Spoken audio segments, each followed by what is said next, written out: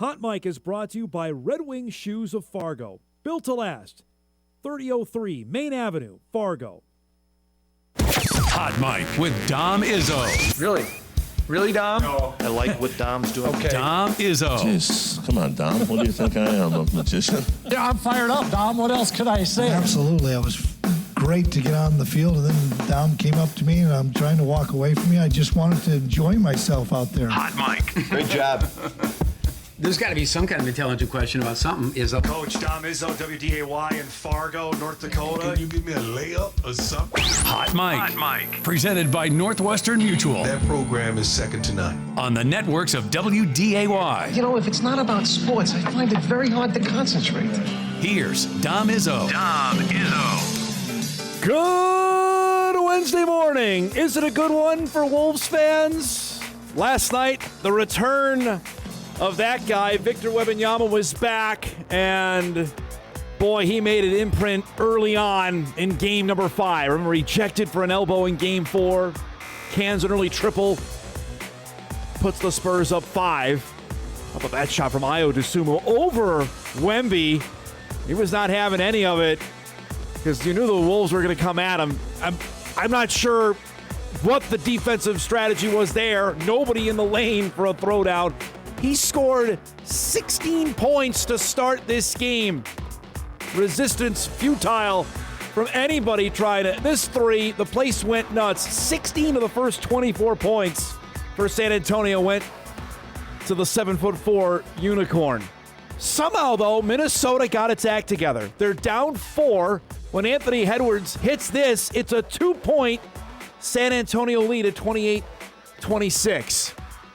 Spurs, though, got it cooking later in the second. Up 7. There's a De'Aaron Fox triple. Puts San Antonio up by 10. Now, again, the lead is ballooned to 16 when you have this alley-oop. Watch where Wemby's head is. It's at the logo. I mean, what are you going to do on that? It's an 18-point lead. Dosunmu gets to the cup and finishes. Between him and Edwards, that was pretty much the only two Wolves that showed up last night. But again, Minnesota got back into the game. Dosunmu hits a corner 3 to start the second half. All of a sudden, the game is tied here on this lay-in. It's 61-all. What? And then San Antonio put the afterburners on again. Stephon Castle to the rack for the slam. Puts him up 7. 7-point lead again. Back down Keldon Johnson, who was sensational. He had been quiet all series long. Not last night. Lays it in on the fast break. They're up 14. Wolves again made one last attempt to get back into it. Edwards scores. Then Jaden McDaniels hits a 3. Got it to 11. Finally a Julius Randle sighting. More on that in a minute. They're down 11 with 5 minutes to go. And then the absolute roof then finally caved in. Stephon Castle with the dunk in the end 1. Put them up 16. Then Dylan Harper. I mean, they came in waves last night. Wemby loved that. Put them up 17. Keldon Johnson hits another 3. After the game was tied at 61, the Spurs go on and outscore the Wolves 65-36. I'm not a great math mind, but that's a boat race. And they win it 126-97, the final, and now lead the best of 7 series 3-2. The return of Wembanyama was sensational. I know he scored 16 points in the first 24. He finished with 27. Added 17 rebounds, 5 assists, 3 blocks in the process. Edwards had 20. It was a rough night overall for Minnesota. Left searching for answers as they go back to Minneapolis. Where did you see it slip after that?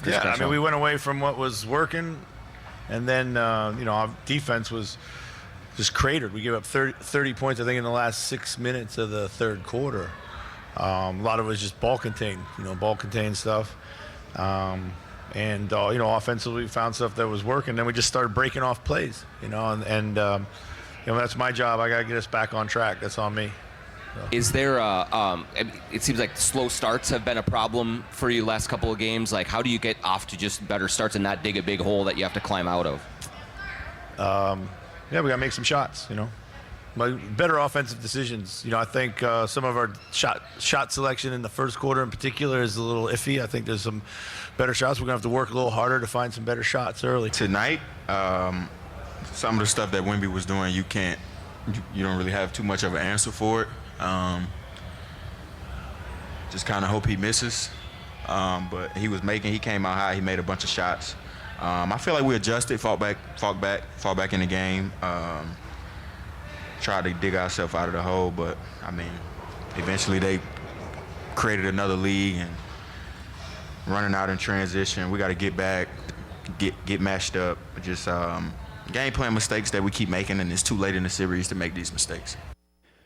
And so here we are. Now it's a 3-2 San Antonio lead with a chance for them to clinch it. Game number 6 will be Friday night, 8:30 at Target Center. It'll be on Amazon Prime for that matchup. If the Wolves are able to win it, we get a Game 7 on Sunday back in San Antonio.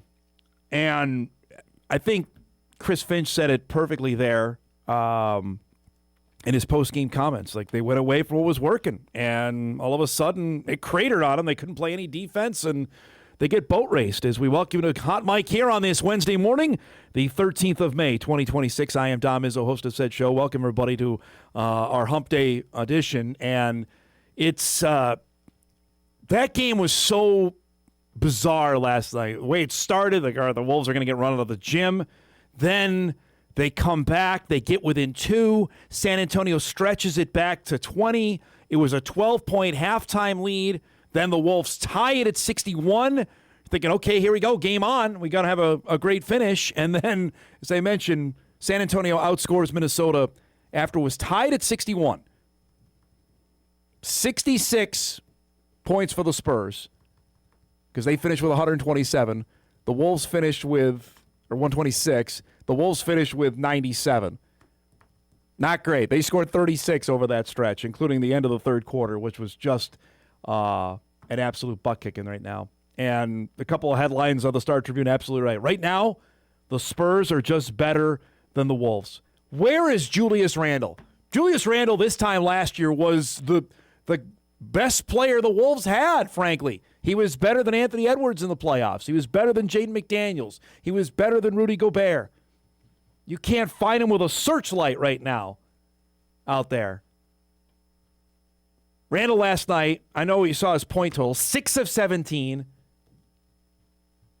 It just was bad. I know the stats are what they are. He was not good last night. Jaden McDaniels got in foul trouble. As soon as he got into foul trouble, when the game was tied at 61, then it was curtains for the Wolves after that. Rudy Gobert got absolutely faked out of his shoes and I know what Ant said. When Wembanyama's like that, I don't know who's stopping him. Nobody is, frankly. Rudy got faked out of his shoes so bad in a play late in that game that literally had the announcers laughing. That's not great. So now here it is. They've got Naz Reid after he was really good in game number 4 on Sunday. Not so much last night. So now this is exact same scenario they were in 2 years ago in terms of the deficit in the series when they were with Denver. Remember, the Nuggets won 3 games in a row and won Game 5 pretty handily. Then the Wolves went back home, routed Denver in Game 6, and then fell behind by 20 in Game 7 and came back and won. Can they do that again? I don't know. I didn't have a great feeling they were going to win the game last night. I'm feeling pretty confident they can actually win Game 6, but they can't play like that. And the last 3 games have been horrible. Game 3, they were down 16-1 on Friday. Game 4 on Sunday, they fell behind 10-1. And then last night, it's 24-9. You can't win playoff games getting your butts kicked out. I mean, what do you need to get going here? This is the playoffs. It's not a February game against the Wizards. So we'll see what happens now. Extra day off. We've been playing every other day here since the start of this series, but now the extra day. So game number 6 on Friday. That also coincides with the fact the Cavs and the Pistons are going to play game 6. So that's why the start time is moved back to 8:30 because Cleveland and Detroit will play game 6 at 6 o'clock on Friday. I know there was plenty of raised eyebrows as well. The NBA had not announced the game time nor network till about 6 o'clock last night. We talked about it yesterday on the show. There was no reason for that.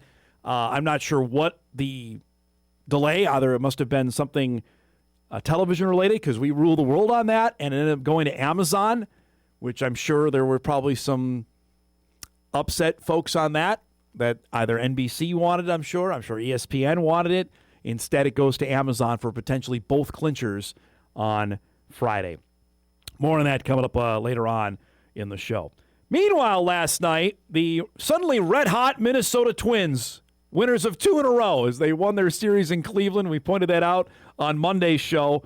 First time they'd won a series against the Guardians in Cleveland since 2023. Opening up a now long homestand where they get the Miami Marlins coming to town. And Bailey Ober did something last night that is so rare in baseball these days that it needs to be acknowledged.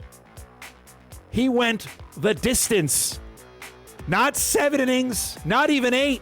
He went all 9 against the Marlins. Looked good early. Friends and family in attendance at Target Field last night, by the way. Gets a strikeout here. He was cooking early on. Offense, not so much in this game. Bottom of the 5th inning. Twins have runners at the corners. Ryan Jeffers at the plate. Byron Buxton is at third. He's going to try and steal home. He's called safe. The Marlins challenged it. Call was upheld. Remains 1-0. Jeffers then later in the at-bat scorches one into the second deck for a 2-run homer.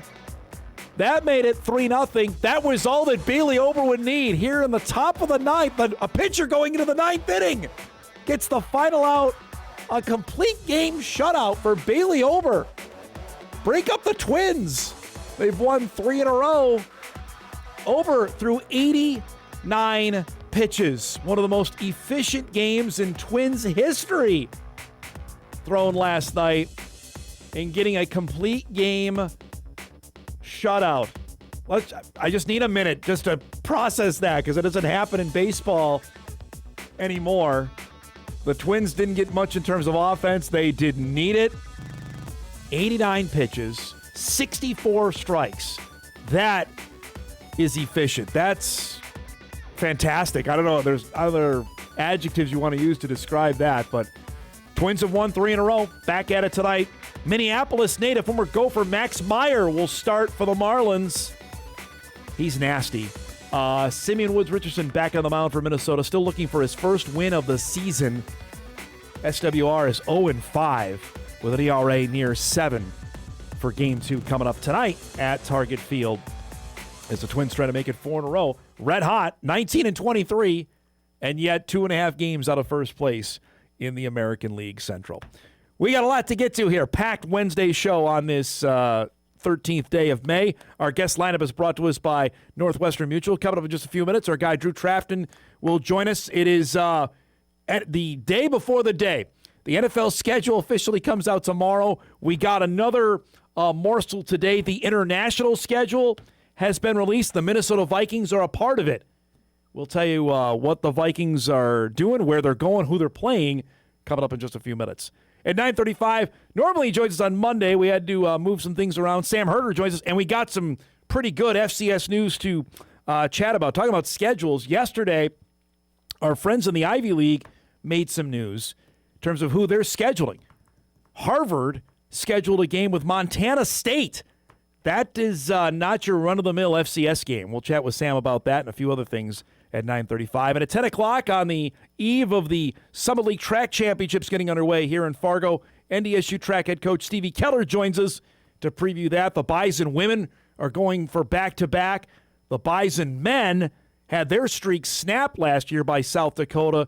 They'd love to get back on top, and they're going to try and do it at home. Looks like it's going to be 3 dynamite days for weather in the middle of May. That's pretty much all you can ask for here in the Northern Plains. So he'll join us at 10 to chat about some of his standout athletes. Looking forward to that conversation in our second hour. Also, we got a little bit more on the college football schedule for 2026, including a few of the opening games of the season. Nothing yet on week 0 in regards to the Bison, but we will know when those games come out. We'll tell you about that coming up later on in the show. So, a lot to get to here on a busy Wednesday. We'll take our first break. We come back. The international schedule is out.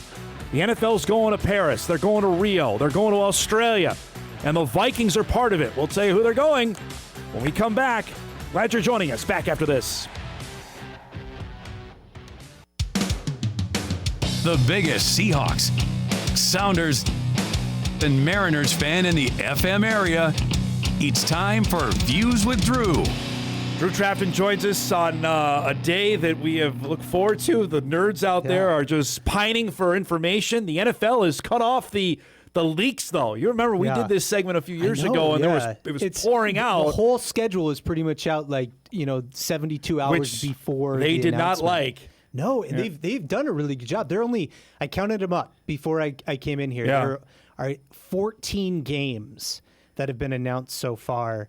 And they kept the lid on, which is you think it's like a week slate basically of games, but they've been the ones to put that. They've been the ones to put the info out. Is exactly right. They wanted to be in front of that, and they've done a heck of a job. I'll say that because now here we are. It's Wednesday morning, and we still don't know a breadth of any of the games. Yeah. They released today the NFL, the international games. Yes. We're going to show you in a second here, but it's not like in the past where if I wanted to, I could probably find the entire Jets or Vikings schedule and really the day all before. You need is probably 4 or 5 games of each team, and then you can pretty much figure out the rest of it. And this, to your point, so the Seahawks open the season as the Super Bowl champion, and they're going to be on a Wednesday this year, but there are major reporters that are reporting different opponents in that game. Well, so which now, is hilarious. but it's down to about only 4 opponents are left for the Seahawks to play because of other ones that have come out. Yep. Which it sounds like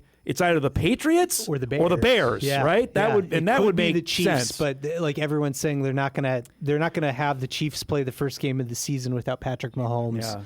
Yeah. And Kansas City got slated for Monday night with Denver. Yeah. Boy, the matchup with Chicago be okay. That'd be really fun. Caleb Williams there, or if you have the Super Bowl rematch to start the season, which NBC has done before. Yeah, and the last time the Seahawks when they opened with Denver, who they had beaten that previous the part Super Bowl. and I mentioned this yesterday. I think I probably did on Monday as well. And for some, they're just I don't care. Just tell me when it's done. I'll look at the full 17 games. And that's my point. We already know the opponents. It's not like there's someone wow, they're going to play. Those were set days after the season was ended. done. Yeah. That's the whole thing. For Seahawks fans, they know obviously you're playing the Rams, the Cardinals, the 49ers, but you also know you're playing whoever else on the schedule this year. It's not wow, I had no idea you're going to play the Vikings this year. It's not how it works. But it's there's so much intrigue built around when's your bye week coming? Who are you playing when? When are you getting those division opponents? How many primetime games Who are they playing Yep. heading into your games? We all know because there are only 17 games. Right. So each one kind of matters a little the bit fun more. part for me is I know first off we have no primetime games. If you're a Jets fan, we're not going to don't have to worry about Sunday night or Monday night football. Maybe an occasional Thursday night game because it used to be everybody had to play Thursday. Yeah. That's not the case anymore. Now it's just all right, just tell me when we're when we're going to lose, and I'm all set. Shall we do the international games? Let's look at the international games. So this got released about an hour ago. We already know the first game is the game in Australia. That's going to be on September the 10th in the United States. That's the 49ers and the Rams are going to, the 49ers and Rams to start in that first one right off the hop. Then after that, week 3 in Brazil. They're going back to Brazil, Drew. Yeah. Ravens and Cowboys. That's a good game that's really going game out of the country. To get there. Yeah, it is. And that'll be fun. Brazil, they did a great job hosting the first time around. So let's go back there. All right, weeks 4 through... this is the third time they've gone to Rio then? Is it the third? Because the Eagles and the Packers play down there. Yes, and then last year the Chiefs and the Chargers played there. So so that's 3 times now they've gone to Brazil. Then the games in England, in London... Colts Commanders, I could probably sleep through that's a that. tough I'm not one. going to sleep through that one. Don't get up at 8:30. I don't think I'm getting up for that. Or Eagles Jags the following week. Yeah, that one that could be okay. That game, but yeah, Jacksonville's better. Yeah. Then in Wembley on October the 19th, you've got Texans Jags. Yeah. That's a divisional game. Yeah. They're taking overseas. To London. The interesting thing, Jacksonville's doing the thing that the Vikings did last year, and they're playing 2 international games back to But back. they're not moving cities like the Vikings did, but they are moving stadiums. Yeah. So they're not One's going to at get Tottenham the same, and the other's at Wembley. Yeah. Which is I think it's just interesting. Then the first ever game in Paris will feature the Bryce Lance and the New Orleans Saints against the Steelers.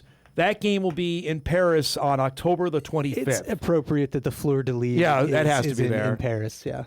What do we think the Steeler fans going to France? That'll be an interesting culture clash. Yeah. That's the end of October. Yes. Notoriously kind to American tourists. Then the NFL's going to Spain as well. Yeah. In Madrid on November the 9th, and that's Cincinnati and Atlanta. That's a pretty good game, shouldn't it be? Okay. Yeah, it could. I mean, it could be. You think? Yeah, for sure. And the other thing that I'm noticing is like these games, like the dates of these games, it seems like as they fill out this international schedule, they're getting deeper and deeper into the regular season. Then the following week, week 10, November the 15th, in Germany, you've got Patriots Lions. That's probably going to be a pretty good game between New England and Detroit, you'd have to imagine. That could be a big game. And at that point in the season, too, like November 15th, you're talking about playoff positioning at that point for those teams potentially. And then the final one on November the 22nd, the Minnesota Vikings and the San Francisco 49ers will play in Mexico City. Yeah. That'll be on Sunday Night Football as well. So that's going to be a 7:20 kick. And it's the second year in a row the Vikings will play an international game. I believe the 4th time in 5 years they are on an international schedule and the for Minnesota. second one of the year for the Niners. Right. I'm sure Kyle Shanahan loves that. Sure. Yeah, of course he does. But if you're going to play an international game, Mexico City's the place to play, I think, just because you don't it's in the same time zone, for the Vikings. I did not know that. It's a regular time zone for the NFL. So it's not the big obstacles that you're facing are just the flight time, basically. So here you go. Ready for San Francisco? Yeah. You're not going to shed any tears on this. The 49ers will travel an NFL high 38,105 miles during the 2026 season. Of course, that counts a trip to Australia that's in there. But you get these AFC North teams like Cleveland, probably if you take away their international trip, you end up with they probably fly a quarter. They go nowhere. Yeah, right. If it's that's just playing on the West Coast. Boy, Shanahan is just going to be fit to be tied. Here you go. The 49ers will travel more miles in 2026 than the Panthers, Browns, and Bears combined. So there's to your point where you're just talking about it's kind of bonkers when you look at those travel times. But Mexico City, you don't have to change up your practice schedule probably, for your normal week. So I looked this up before you came on. San Francisco to Mexico City flight time is about 4.5 hours. San Francisco to Minneapolis is about 4 hours. So it's negligible for them that they're going to do that. Yeah, it's there's so that's just a normal game for the Niners, really. They're going to be fit to be tied by that part of the season.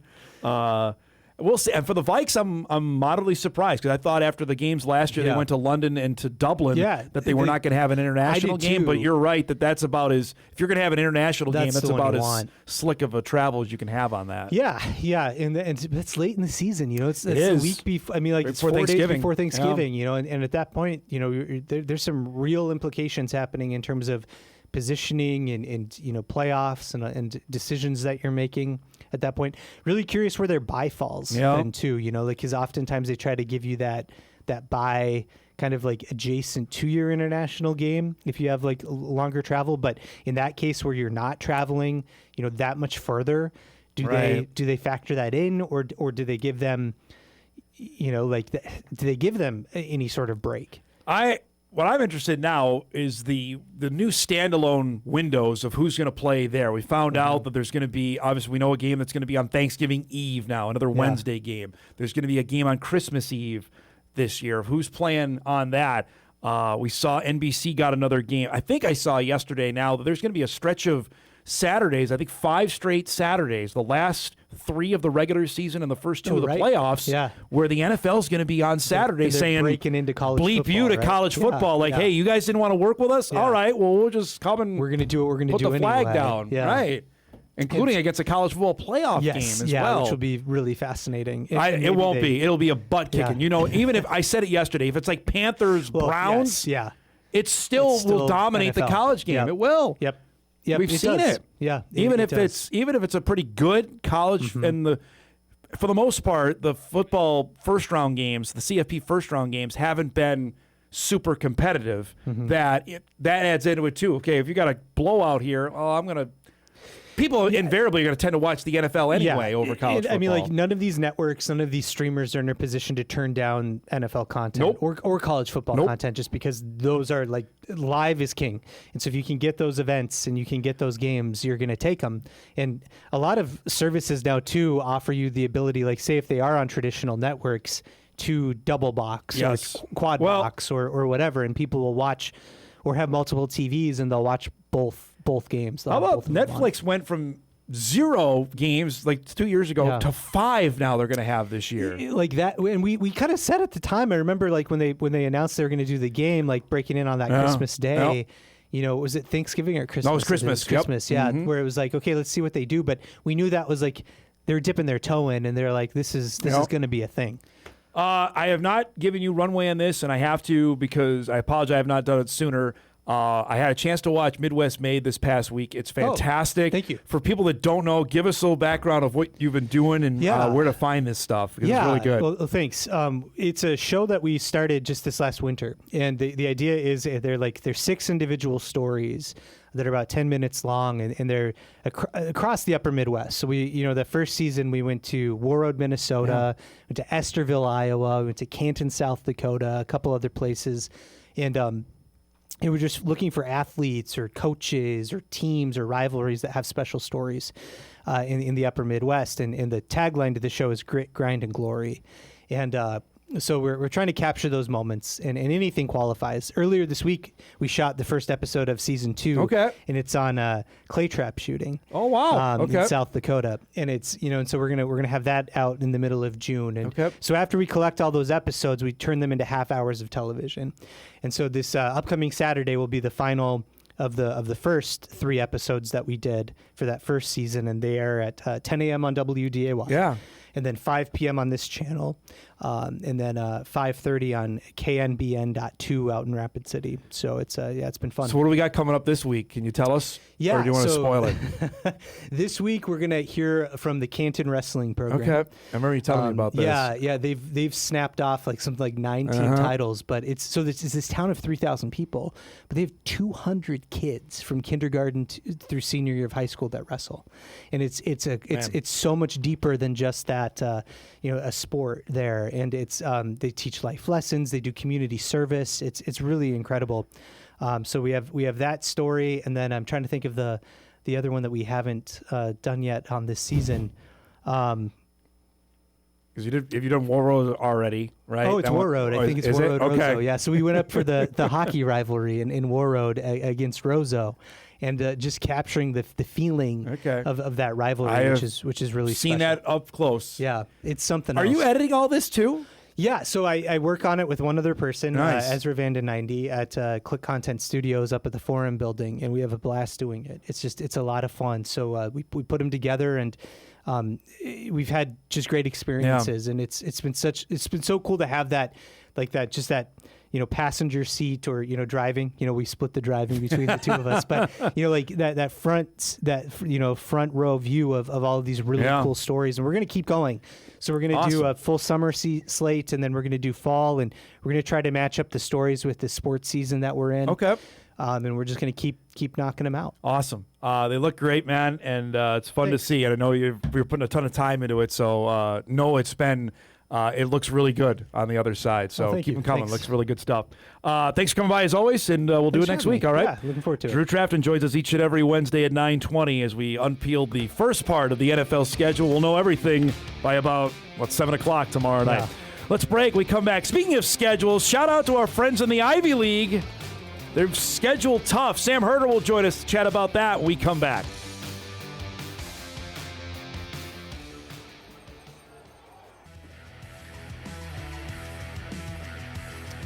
Welcome back, everybody. Off and rolling here on a Wednesday show. Bison track coach Stevie Keller will join us about a half hour as the Summit League Championships come to Fargo starting tomorrow. Usually we have our next guest out on Mondays, but whenever we have to move something, it actually ends up working out as we welcome Sam Herder onto our show here on a Wednesday at 9:35 because we got some news yesterday. We're waiting on the schedule for the NFL. The college football starting to drip some stuff out on the big boys. We'll talk about that later on in the show. But, Sam, yesterday we got a couple of FCS schedule announcements. One that caught my eye right away. I'm sure it did you as well. For our friends at Harvard, announced some future games, including a trip to Bozeman, Montana. They're going to play Montana State in a couple years. Yeah, it's a great scheduling by Harvard, and it's something we've, I guess, kind of been asking for and hoping for, because the first step for the Ivy League was just to participate in the FCS playoffs, which is what they did last year for the first time, and not just sending one team, but sending two teams to the playoffs. But I think like right after that, I was saying, well, now the Ivy League, the next step is they need to like position themselves to have success in the playoffs. And how you do that is you want to host as many games as possible and get high playoff seeds. And the thing that moves the needle the most for the playoff committee when it comes to your resume is strength of schedule and ranked wins. Well, when it comes to the Ivy League, they start a few weeks after everyone else. They're kind of regional when it comes to who they schedule. So it's a lot of Patriot League and NCAA teams, maybe some NEC teams. So we've kind of been asking, like, hey, they need to go out and schedule tougher games so we can really get a good gauge of how good these teams are. And Harvard answered the call because, like you said, they're going to travel out to Montana State in 2028. They also scheduled a home and home with UC Davis, who's another team that's typically in the top 10. They're playing Wofford, who's been down, but they're a decent SoCon team. Then a home and home with Richmond as well, who's now in the Patriot League. But Richmond, we see them pretty often in the playoffs. So this is a really exciting scheduling announcement that we saw yesterday. I mean, it's not necessarily next door, going from Massachusetts to California for a home and home with Davis. I should not neglect that. The one with Montana State obviously jumps off the page as they're the reigning champs and how good they are. I applaud this after what we saw what happened last year with Yale winning against Youngstown State, and heck, they gave Montana State all they wanted in the second round. This is, if we want to have more teams rise up and be better in this subdivision, this is what we need. And I cannot be more excited about it, honestly. Yeah, we need better non-conference games in the FCS for sure, which, maybe this is a different time. But at some point we should talk about how I think the FCS missed the boats on week 0 this year. I think there was an opportunity there. Let her rip, man. Go for it. What do you got? Well, when last year around this time, when it was announced that FCS could fully move into week 0, and not only that Saturday, but the Thursday and Friday, it was like, okay, like the FCS could have several national TV games on Thursday, Friday, and Saturday when, the FBS hasn't even started yet. Hopefully they can get some really good non-conference games to get on ESPN and ESPN2. The week 0 slate this year is not very good, honestly. There's a lot of FCS versus non-D1 games. There isn't really a notable, like, highly ranked FCS versus FCS matchup. So I just think the FCS missed the boat on it. And now next season, it sounds like the FBS is going to fully move into week 0 too. So like this was the opportunity for the FCS to really capitalize on momentum they had last year to end the 2025 season, because it was great TV viewership for the FCS. The social media engagement was great for the FCS. I saw a lot of people in my, mention saying, hey, I'm going to start paying more attention to the FCS moving forward because the FCS playoffs were a blast this year and the championship game was awesome. Now there was that opportunity for 3 days on week 0 to have some really good matchups. And we just don't really have that this year. No, as I'm scanning through them here, I mean, it is, I mean, and I understand it's a short turnaround time, and that, but exactly still, right. Yep. I think the FCS could have capitalized better. No, I mean, I'm looking here. I mean, William and Mary at Villanova is maybe okay. The Big Sky is playing some conference games, but Southern Utah, Montana, that's not going to be close. Like I don't envision that game being close in Missoula on the opening Saturday of the season. We know, and I'll get to the Jackrabbits here in a second. They scheduled Stetson, and they had to because they had no other. They didn't have a 12th game yet, but You're right. I remember distinctly. I mean, North Dakota is playing Long Island. That's not going to be competitive. UND is going to win that game by 3 touchdowns or more in Grand Forks. I remember when we talked about this last year, when we knew this was going to come, the Bison were going to play Incarnate Word. I'm like, well, hey, you never know. Maybe ESPN will want it for a Thursday night or something like that. And it just didn't. Now, that's not to say something may not get picked out of this, but to your point is right on. None of these games are all that great, honestly.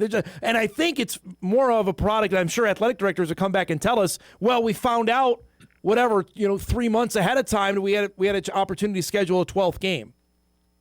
Yeah, but I mean, I don't know. COVID allowed people to schedule games, You're absolutely right. Last minute. Yep. And I know it's easier said than done. Yep.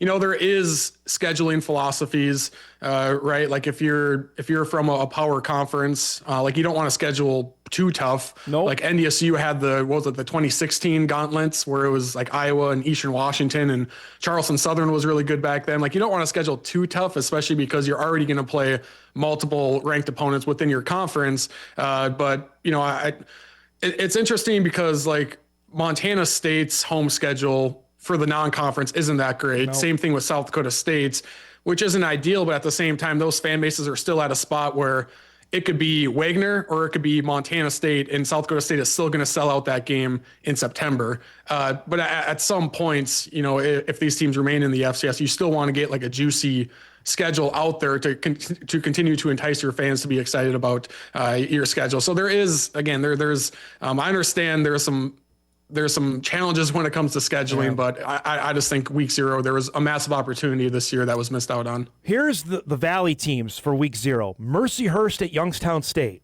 SIU at West Florida. West Florida is moving up. They're That's brand decent. new. Yep. That's not bad. Eastern Illinois at Murray State. No. Long Island at UND. No. Stetson at South Dakota State. No. Central Connecticut State at South Dakota. And then SEMO at Indiana State. I don't think that game might be competitive. I don't think it'll be very good, but it might be competitive.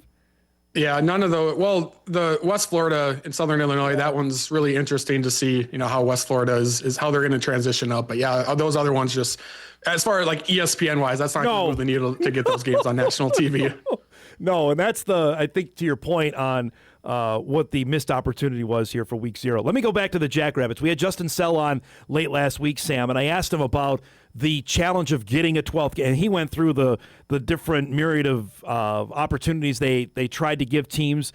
They're going to pay a hefty guarantee. I would imagine it's more than $250,000 to get Stetson to come in. But I will say this, and I told him that I applauded the fact they learned their lesson from 2 years ago. You and I talked about it the entire breadth of the season. It could have come back to bite the Jacks, and it did by not scheduling a Division I team. They avoided that here in 2026.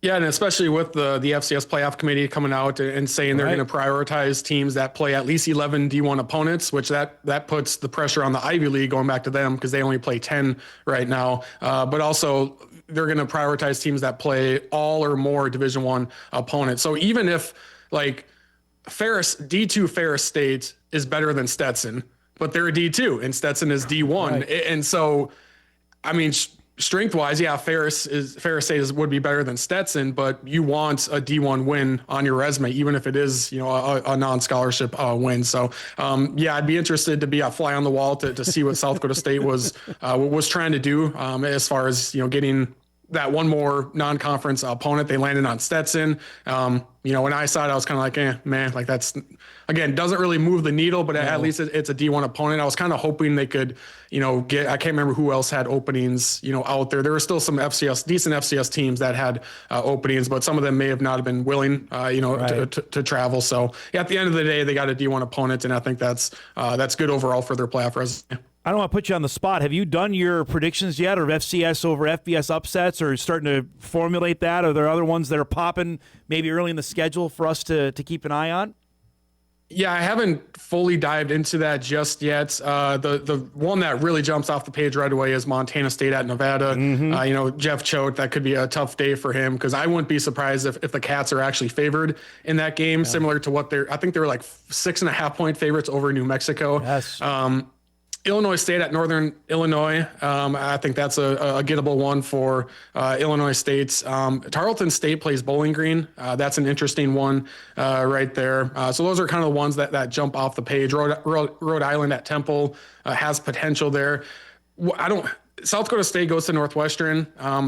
Potentially, that's a gettable game right there. Anytime it's a Power 4 opponent, it just gets that much tougher because of the depth. But I think that could at least be a competitive game. Well, that's tough for the old Mountain West here. You got the two teams playing in the FCS championship game playing Mountain West teams, and I'm right there with you. I could see Illinois State winning in DeKalb, and I certainly could see Montana State beating Nevada.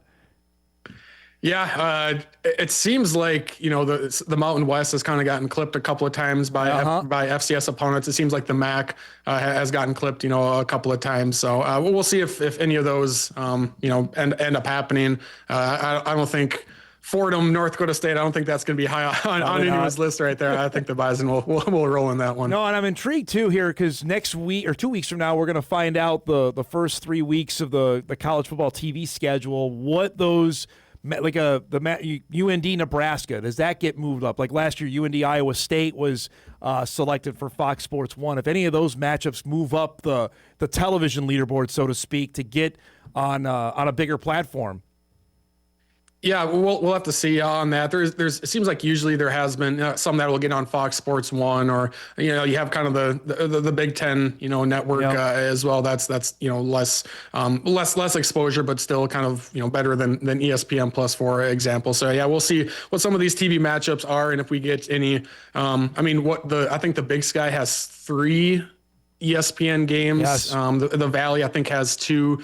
NDSU took up at least one of those every year. So it'll be interesting to see, what the Valley gets for, conference games on an ESPN network. You would imagine South Dakota State. Again. But now, like without NDSU, right. Do they go to like UND, like if they have like a good, home game, go there, because that's a good home environment to show off on national television. We had Tom Wistersill on Monday, and I asked him about that. He said, yep, we're going to have another what was the right word he said? I think bountiful schedule of games that are going to be announced here in a couple of weeks for the Big Sky. And obviously, we've talked about this before we go. Time zone and who they can play, that goes into it, where the Mountain Time Zone, Pacific Time Zone, he said it to me on the show Monday. We'll take them. Nobody else wants to play. We'll play in that window. Yeah, hashtag Big Sky at dark. They roll with that, and I think they had at least 1, maybe 2 Friday night games in there, so they can be flexible with that. Yep. And there's some cool home environments. Obviously, you have the Montana schools, but I believe they went to Northern Arizona last year, and that can be a good home field environment. I think Idaho has been featured. Like everyone loves the Kibbe Dome, for what it is. So there is a lot of opportunities out there for the Big Sky. Great to see you. Thanks so much for being flexible this week. We'll talk again next week, okay? All right, sounds good. Thank you. Sam Herder joins us on a Wednesday. Normally does Mondays at 9:35 here, doing a special midweek visit for us here this morning. We'll break. We come back. We'll wrap up our first hour. Big second hour plan. Stevie Keller going to join us. Some breaking recruiting news out of Moorhead to get to, and a lot more in our second hour. Hot Mic rolls on WDAY Extra, KSFL, KMBN, and Inforum.com after this.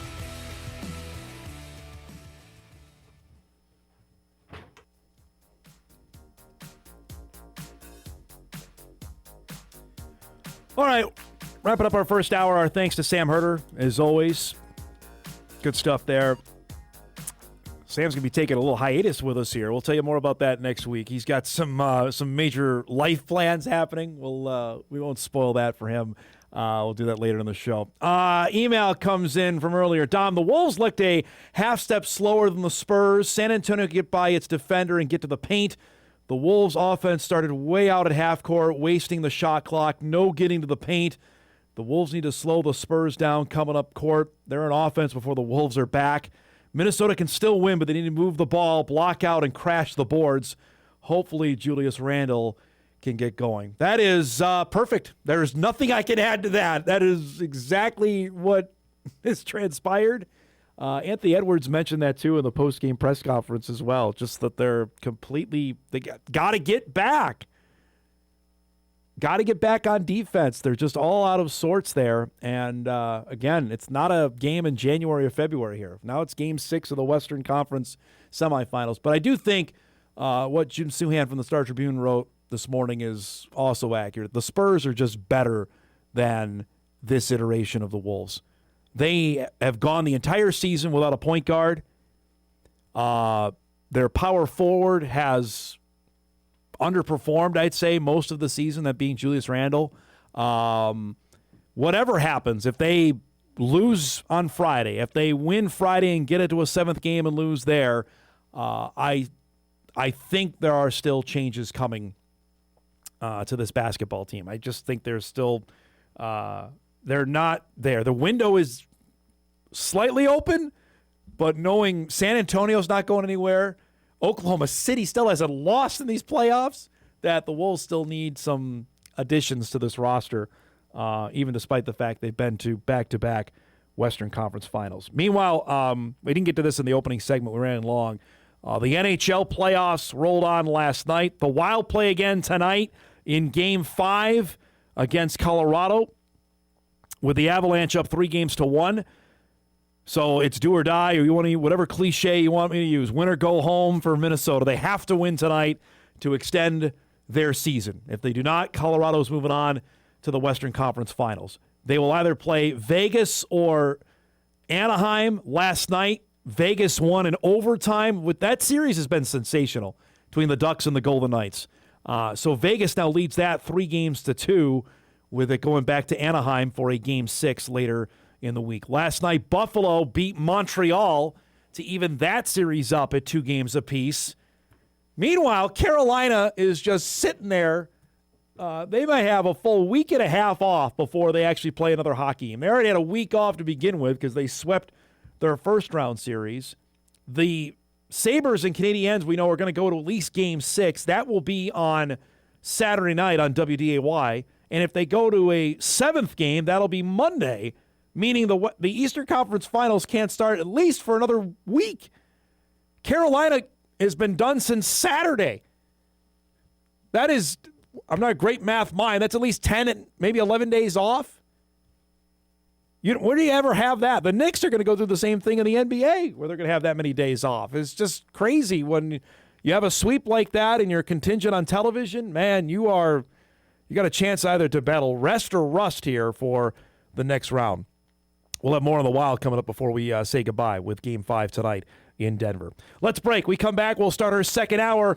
Could be another title-winning weekend for the NDSU track team. They host the Summit League Championships on the north side of town starting tomorrow. Head coach Stevie Keller back with the show. He'll join us when we start our second hour right after this. This is Hot Mike. Hot Mike. On the networks of WDAY. Here's Don Izzo. Welcome back, everybody. Hour 2 ready to rock and roll here on a Wednesday morning.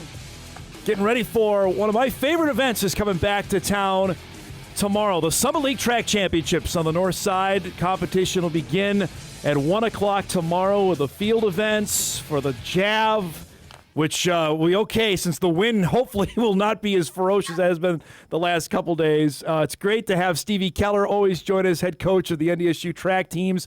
And I'm just going to put the 2 stats out here because he's going to get embarrassed, but I'm going to say it anyway.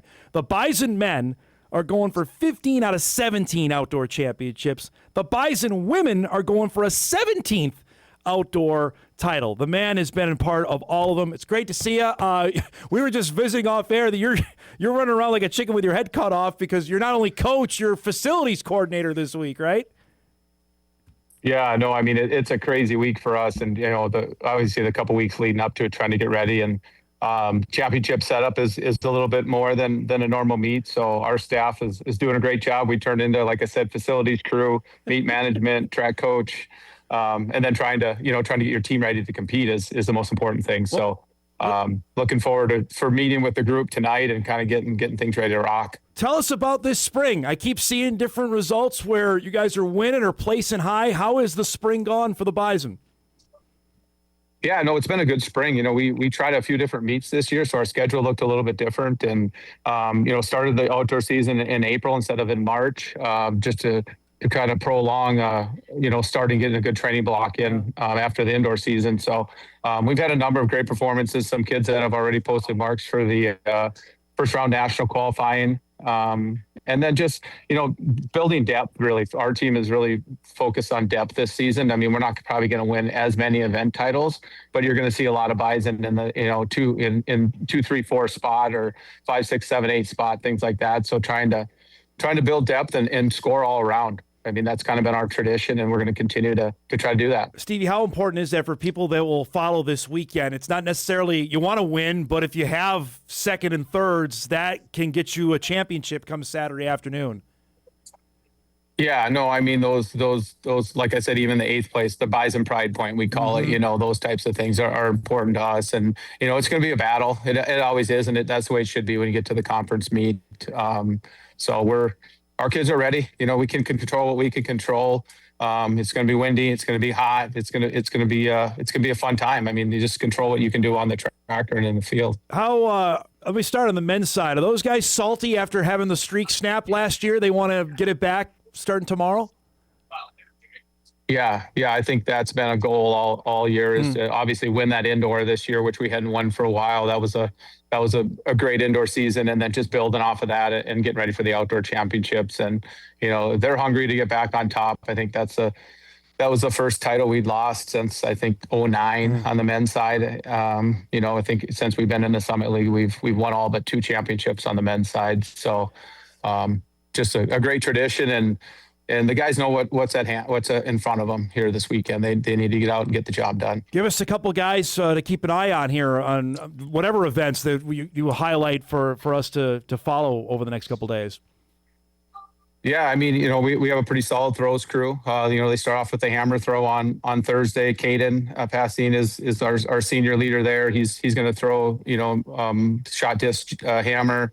Then we have some depth in those events. Jack Packer, kindred kid, who'd been redshirted most of the season. And with the new rule changes that we're anticipating, we decided to, get these guys out there competing in uniform.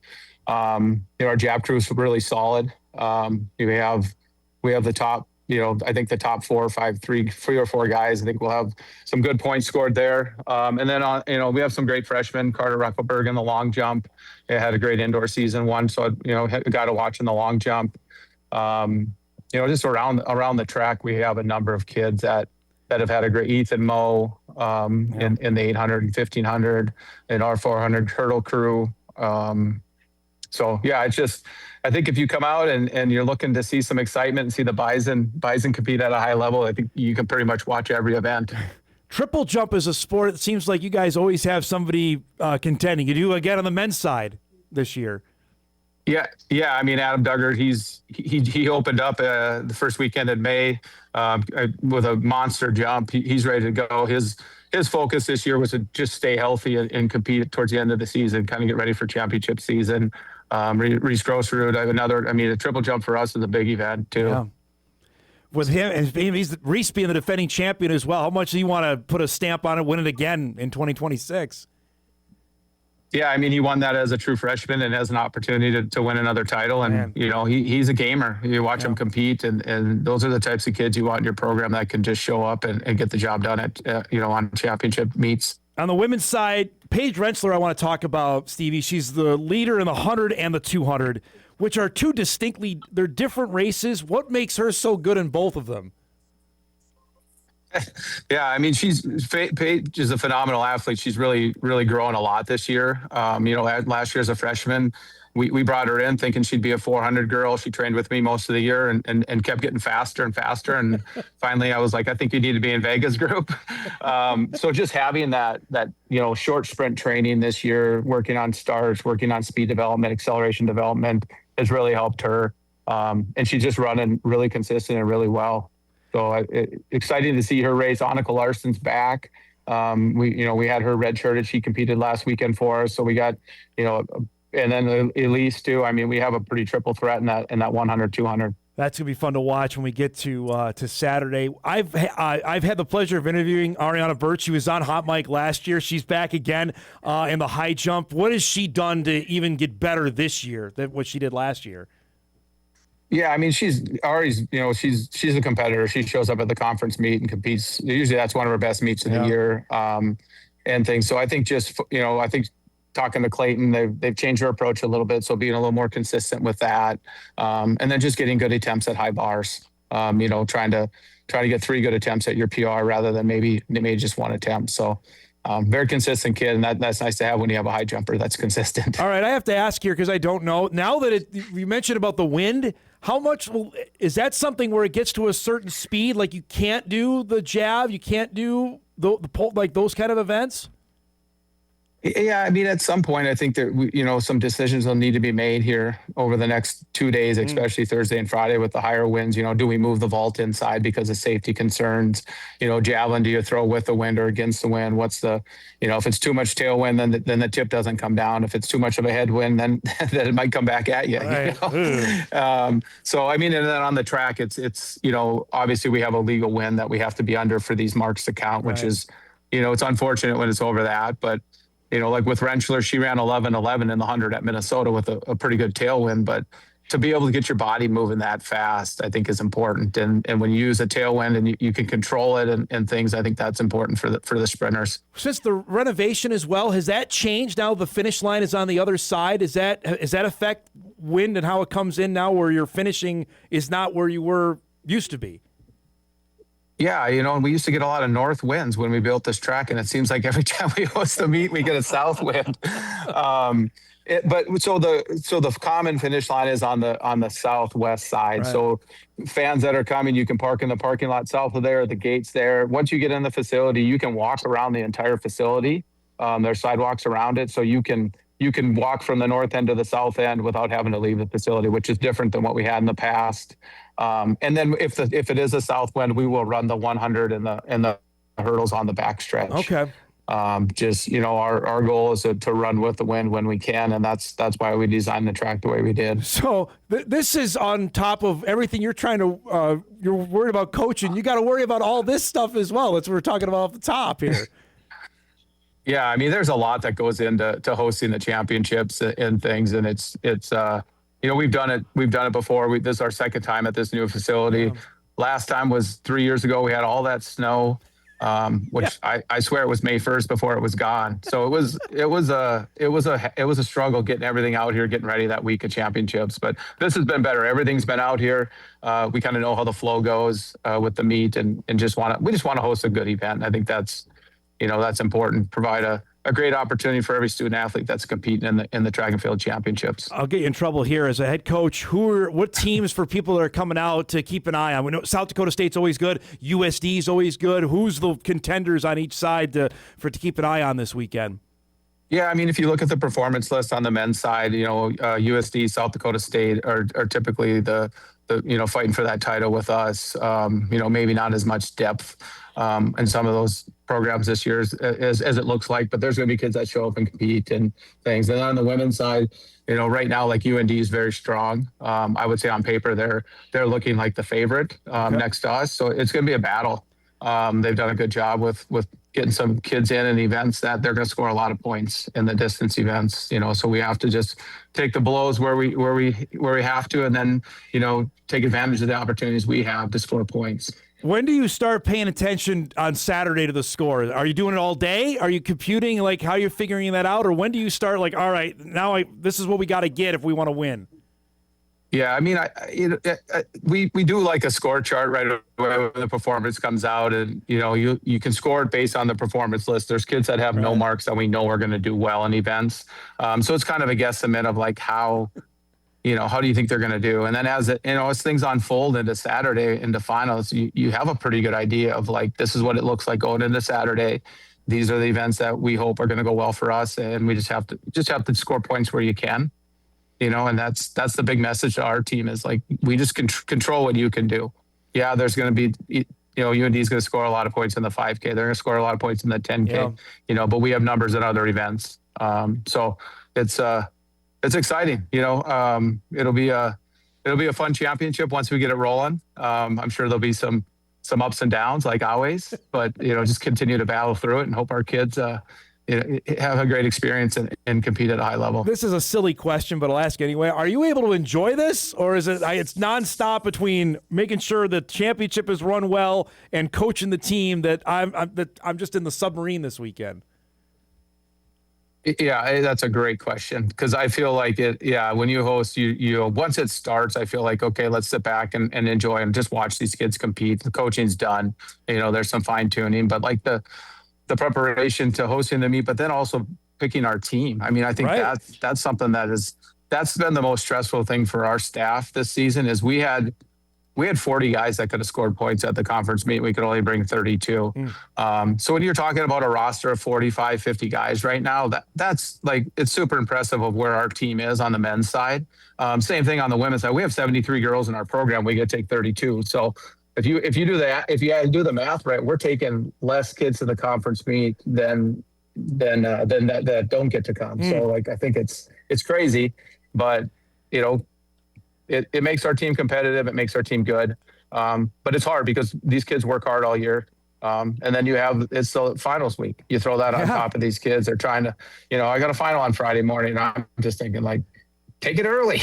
You got to compete in the afternoon, but they know what they need to do. They're so, they're pretty structured, pretty scheduled. But then just meeting with kids too. Yeah. When you have that, Stevie, how typical is that conversation? Hey, you had a great year, but we only have a certain amount of spots that we can compete. How difficult are those conversations to have?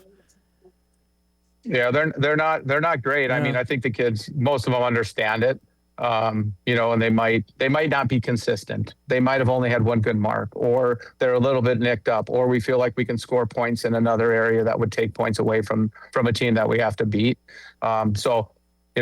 Lars used to always say, coaching track is easy, run hard, turn left, but there's a lot that goes into picking the conference team and trying to figure out where you can score points. That sounds like him. They're totally on that. I want to go back to something you brought up earlier about the eligibility deal. I'm assuming that means the 5-for-5 conversation. Are you making decisions now thinking, hey, this is going to happen, that you can compete because we think we're going to get another year of eligibility out of you? Yeah, I mean, that's our hope that this thing goes through, and it makes complete sense. I really like it for our sport. You have indoor, outdoor, and cross country as 3 separate sports. You redshirt kids indoors, you compete them outdoors. It just really gets confusing. So the kids that were redshirting all had multiple years left. So we approached it as, if this doesn't pass, we'll find a redshirt year for you. If they were redshirted their last season, then we kept them redshirted just because they wouldn't get that 5th year. And really for us, that changes a lot, because what happens here in the 2027, the 2028 class in recruiting, when you have kids that want to stick around. So on top of getting ready for conference and things like that, we've had lots of meetings with these kids that are 3rd year. Like, what's your plan? Are you graduating next year? Are you planning on coming back? We have to, we're actively recruiting the 2027 class, and you just have to be careful. You don't want to bring in too many kids. I'm glad you brought this up, because in track, and I know I've asked you about this. Well, wait a minute, what year is he or she? Because I thought, because it's so different, because you can do that. I don't know how you've kept track of, well, they redshirted indoor, but they're going to compete outdoor, or vice versa. That's mind-numbing to me how you figure that out. Yeah, I mean, we've been doing it forever, and it's kind of on the kid to keep track sometimes. Like, hey, coach, I still have an outdoor. Going to come back next year? The event coach. We have meetings. We strategically plan, and hey, we're going to redshirt these guys because we have depth in that event, and we don't need them this year. Yeah. Well, now that's what made our team so much stronger here the last few weeks. Is like we pulled, 4 red shirts of guys that they're scorers. They're top-notch kids. So that made our team that much stronger. So like I said, it'll simplify things. Year 1, year 2, year 3, year 4, year 5.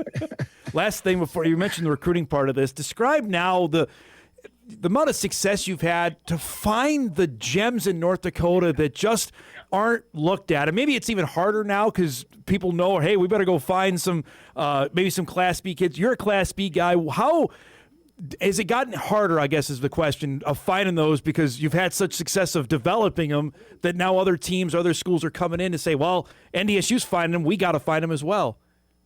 Yeah, no, it's definitely been the case. And if, the last few years, we've had so much success on the, not just the conference level, the national level. Yeah. And they're North Dakota, they're regional kids, and people see that, and you get that question like where'd you find this guy? Well, Stephen Argyle, Minnesota, that's where Zach McGlynn's from, Paige Rensler, Fargo, North Dakota. So, I mean, it's, developing talent. We're going to continue to do that here at NDSU. Is we're going to recruit freshmen. We're going to, recruit locally and just try to provide them opportunities. And yeah, we'll get some kids from outside the region. We'll get some kids from other areas, but like, we're not going to fix something that isn't broken. And, there's the problem is for us is that teams plan for, hey, we're going to, it used to be, we're going to redshirt, we're going to build, and we're going to try to take down the Bison this year. And then the next year it's like, where'd they go? Yeah. Or, you know what I mean? Right. So it becomes like your consistency at the top becomes hard because everybody's gunning for you. Last thing here. I'm going to be out there. My guy Sam Getzinger is going to be out there. Sam normally forgets sunscreen. I know you got a million things. Can you help him out, though, if you see him with a camera out there this weekend to make sure he's got some sunscreen on? Yeah, that'll give me a good reminder to carry my sunscreen, too, because I usually get home at night. My face is bright red. My ears are burnt. It's one of the things you should remember. Yes, totally. I will definitely. I'll definitely bring up some sunscreen. I'm not innocent of that either. I know I've been out there. Maybe it wasn't the last time you guys hosted. I think it was the time before, and I came back to do the news, and I'm like, oh my gosh, I can't go on TV. Look, I was bright red. It was a sight. But looking forward to the next few days. Thanks so much for doing this, bud. I know you're a busy man. I'll see you out there tomorrow. Okay. Yeah, anytime. Appreciate you having me on, and we'll get after it this weekend. All Go right. Bison. There he is, Stevie Keller joining us, head coach of the NDSU track teams. Competition begins tomorrow up on the north side, and just looking weather-wise here, I mean, this is going to be about wind is going to be a deal, but 79 tomorrow, 78 Friday, 73 Saturday. Let's go. With no chance of rain on Friday or Saturday, according to the Storm Tracker app. So, that'll play for what's going on. And as we mentioned, Bison have dominated this event. I'm glad he brought up UND. Jaden Keeler, who we've had on the show, is just fantastic to watch. And she's going to be competing, I believe, in the 10,000, which is, again, that's a race that doesn't necessarily take a little bit of time. That's 7:45 tomorrow night. She'll run that. She's the heavy favorite. She's been to the NCAA championships, competed in that. She's the heavy favorite to win that event. And that's where you can rack up a ton of points by winning titles. And that's what Stevie mentioned. So be fun to follow, and we'll be doing that over the next 3 days here, both on the news and, of course, on our show. To see what happens up in North Fargo. We'll break. We come back. We mentioned we got some breaking recruiting news out of Moorhead, Minnesota. We'll share that. A few more emails and some college scheduling stuff coming through as well. Hot Mic returns on this Wednesday morning. We're back after this.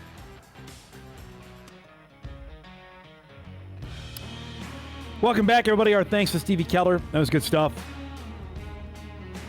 I know some probably roll their eyes at track like, it's not that interesting. I will tell you, next 2 weekends will be track heavy around here. We've got the Summit League Track Championships coming here starting tomorrow. Then a week from tomorrow, the North Dakota State Track Meet gets going from Bismarck. We'll have coverage of that for the second consecutive year, beginning a week from Friday here on WDAY Extra, and of course on Saturday for Championship Day. So on a gaggle of people are heading west, starting basically a week from today, a week from yesterday, to begin setup out of the at the bowl in Bismarck. Looking forward to that. We were on the air just starting the show when we got some breaking recruiting news out of Moorhead, Minnesota. And let's just say this: PJ Fleck has swept it. He went in and got all 4 standout Moorhead Spud football players for the class of 2027. We told you about Tay Rich. We told you about David Mack. We told you about Jet Feeney. The last of the group is Zach Walker, cornerback, wide receiver that burst on the scene last year throughout the Spuds' run to the state championship game, both as a defender and as another threat for Jet Feeney to throw the football to.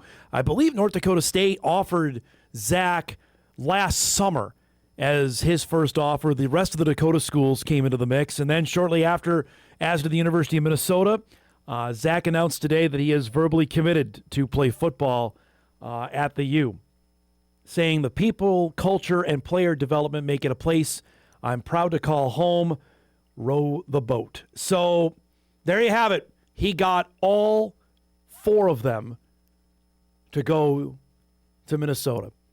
That is impressive in its own right. I'm sure there's going to be some Bison fans shaking their head about that this morning, saying they couldn't get any of them. And again, I would point to the fact of you're competing. I don't care if you're FBS now. You're still going up against a Big Ten team.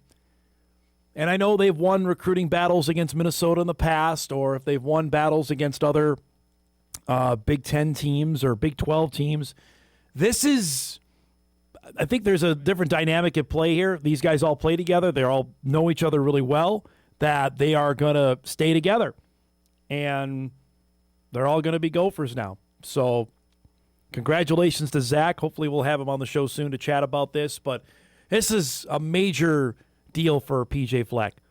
I don't think you can underestimate that. He came up here, and he's laid the groundwork, I'd say, over the last few recruiting classes. We're going to have this is well-timed. I was texting with Ryan Burns yesterday or Monday saying, hey, we haven't had John. I want to chat some Gopher recruiting just about the guys here. And I know they've got they got Kobe Claiborne's younger brother, Kaysen, yesterday as well to commit. Jackrabbit fans obviously know Kobe from his days playing on the defensive line for South Dakota State for the last 2 years and was really good for them. They went into Iowa, got another really good player. He's been killing it. And the fact of the matter is, you go back, Riley Sunram was one of the first. Mason Carrier out of Detroit Lakes was another. And then obviously getting Carter Menz out of West Fargo Cheyenne. They have done this over the last handful of years. They've come up here and said, we are going to put our flag down here.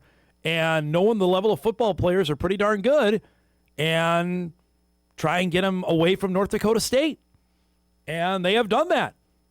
And now they've got it here. Brooks Bacco being another one, obviously from Kindred. So if you look at the immediate area here of the class of 27, and I've talked about this for the better part of 2 years on the level of football players who are going to be available in this class, Minnesota's got 5 of them now.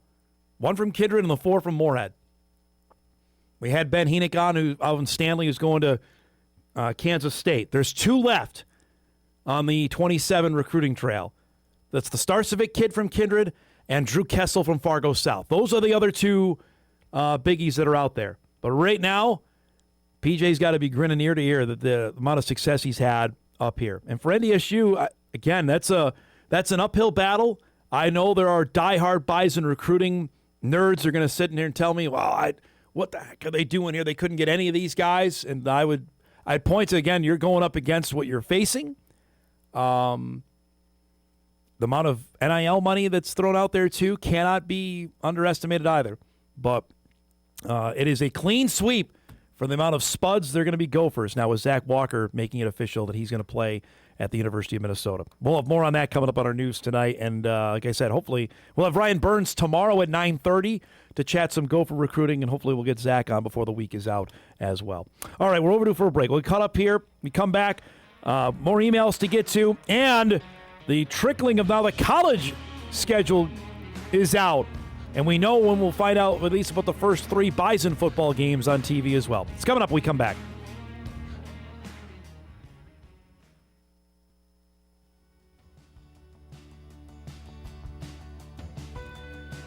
Final half hour here on a Wednesday morning. We've got a few emails we'll get to as well before we say goodbye. Set you up for a busy sports Wednesday on tap while trying to win to keep their season alive.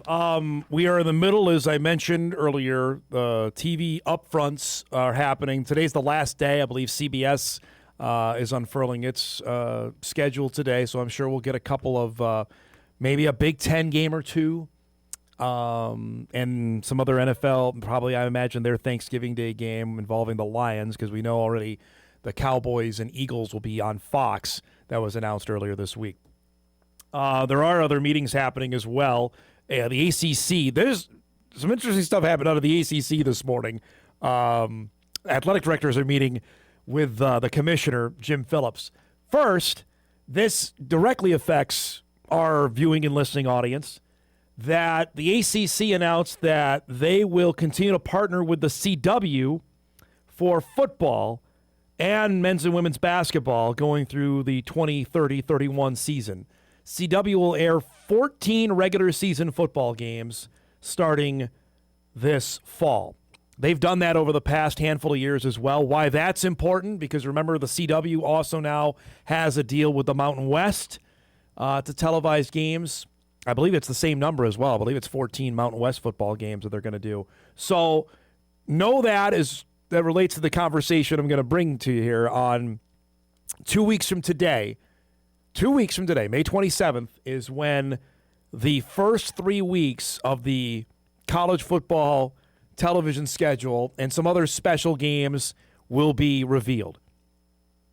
Because yesterday we got a handful of week 0 games and a couple other early ones that ESPN is doing, and we'll highlight those here in a second. But week 0 obviously is when North Dakota State plays its first FBS game against Jacksonville State. I know many are waiting, wondering, hoping when that game is going to be, and B, who's going to televise it.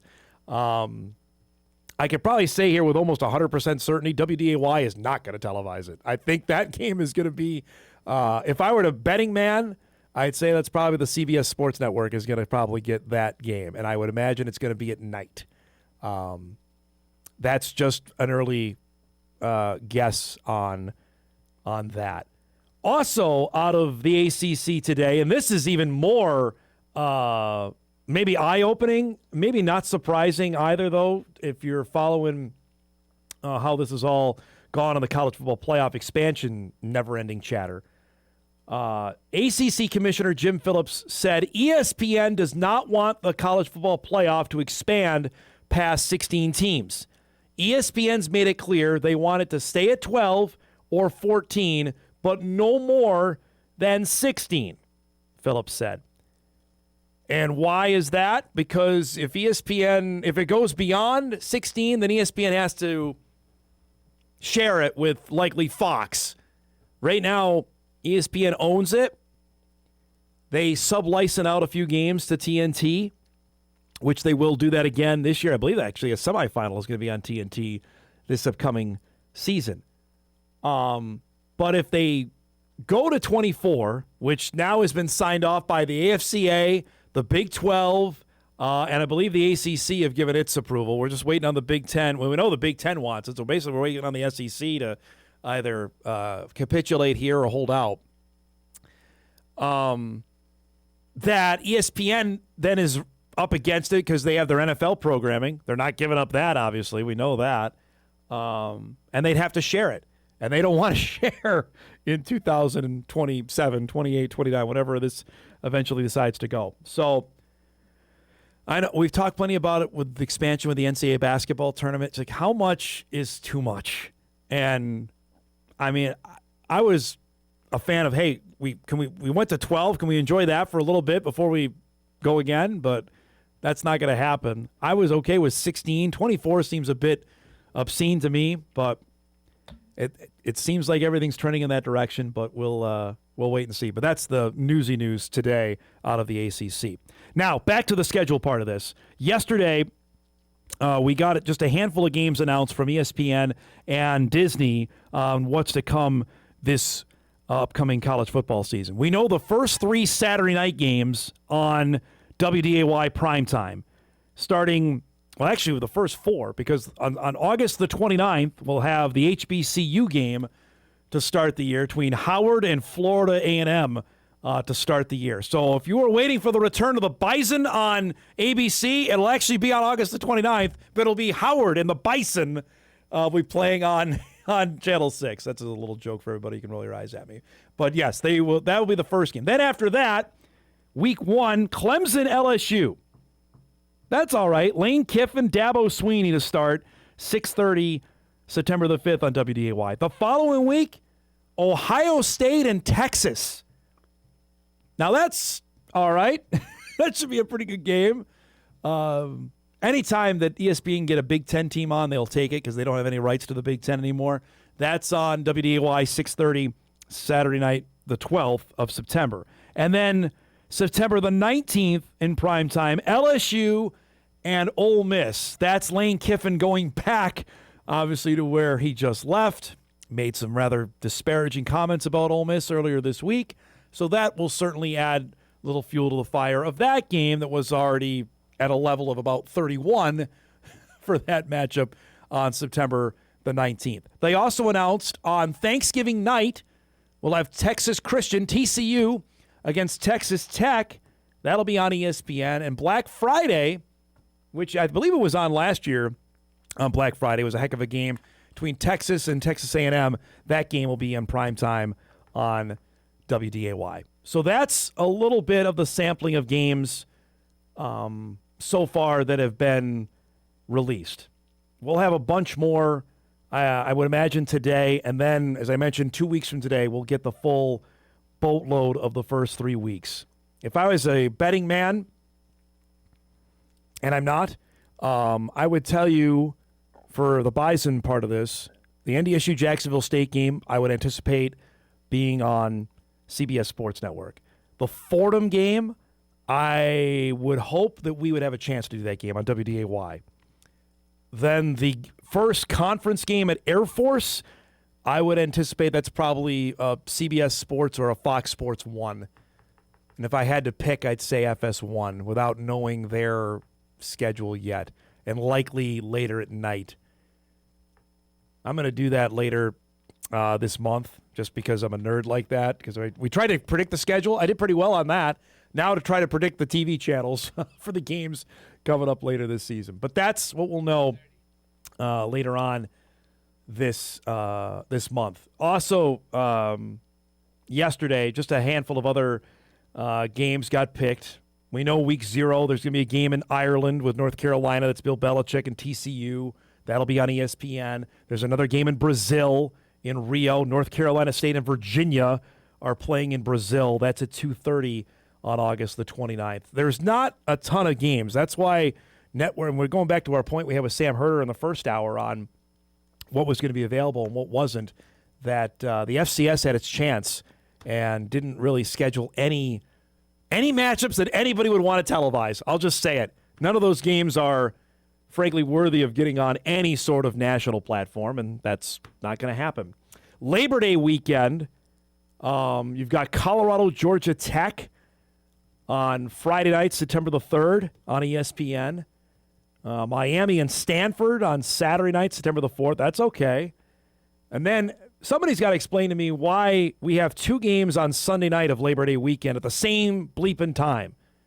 Because I believe that's the Notre Dame-Wisconsin game is on Sunday night of Labor Day weekend. And also Louisville and Ole Miss are going to play on ABC. Like, if anybody had 2 cents here, stack them together. One play at 3:30, the other play at 7:30. Whatever. Put them on against one another. Like, I get it. Everybody has multiple tablets and phones and televisions, and you can stack a TV on top of another TV like we used to in the 80s, but evidently that wasn't the line of thinking there. So that's a little snippet of the college games. We went through the NFL international games earlier on in the show, but we've reached that time of the calendar when we're now craving the football announcements to start planning out our lives in the fall of when games are really happening. As I mentioned, when this whole move happened, we'll go to break here, when the Bison made the move to the Mountain West, one of the first things I said, and I will repeat this again between now and August 29th, that how people have consumed Bison football through the television is going to be vastly different starting this season in terms of when they play, in terms of what channel they play on, in terms of when you find out when the game is and when you find out what channel the game is on. Everyone's been used to, well, we know that it's at 2:30, it's on WDAY, and we're all set. That ain't going to be the case going forward. That's another part of the price you pay of moving up to a larger division. It's part of the deal. All right, we'll take our final break. We come back. Got a few emails we want to get to. We'll get you ready for Wild Colorado tonight. And say so long. Hot Mike wraps on WDAY Extra, KSFL, KMBN, and Inforum.com right after this.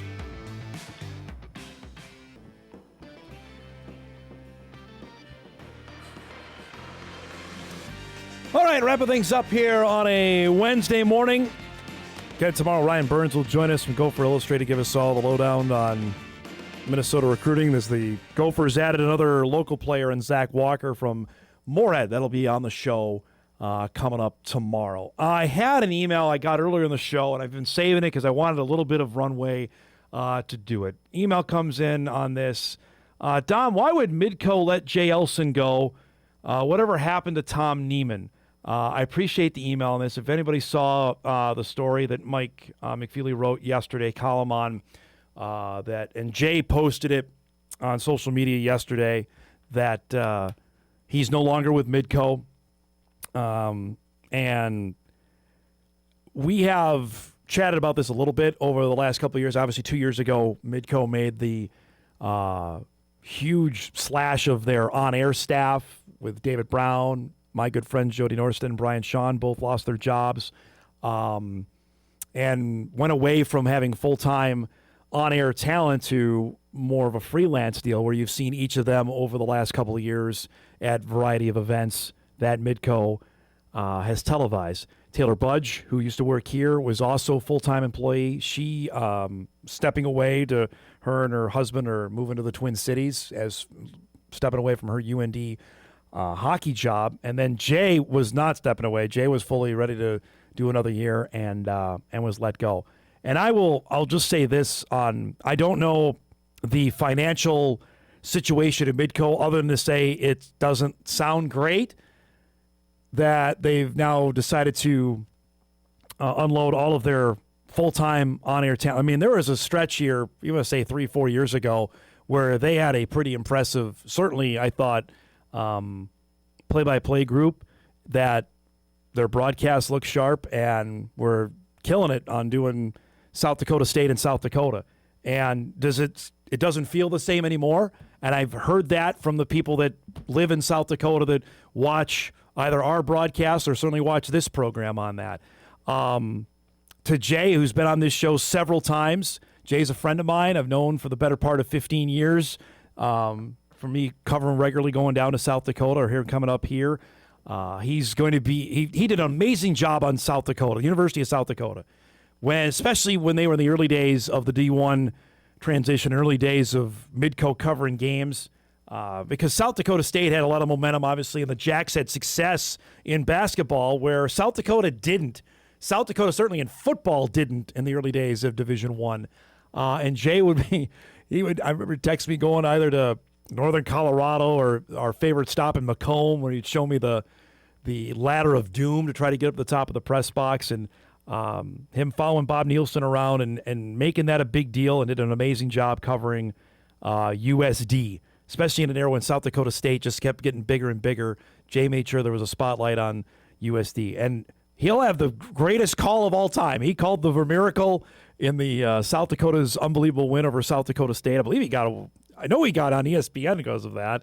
And then obviously the game 2 years ago when the Coyotes beat the Bison nearly at the buzzer down there. So he doesn't need anything from me to speak about him. His work does all the talking, but I just wanted to make sure that we saluted him today, and I can't wait to see what he ends up doing next. He'll be fine, but it's a loss for viewers around the area, his expertise. That's who gets hurt on this, are the teams that they cover, because that's what we're trying to do, provide the most coverage we can of those programs. And when people like that get let go, that only hurts not only the programs, it certainly hurts the viewers, hurts the listeners out there who are trying to consume that.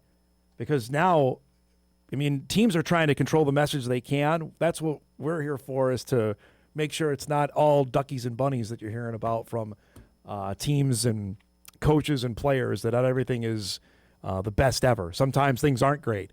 And you lose that when people lose their jobs like this. So I just wanted to make sure we had some time on that here before we say goodbye. Let's do. We have time for one more. Don, the non-popular sports and you giving local athletes publicity is why I watch the show. Cover the less popular sports and you'll get positive feedback from me. I appreciate that. We try to do as best we can on that. We also know that there's a lot of people that care about the sports that are very popular around here, but I appreciate that email and thanks for watching. Let's do some What to Watch before we get out of here.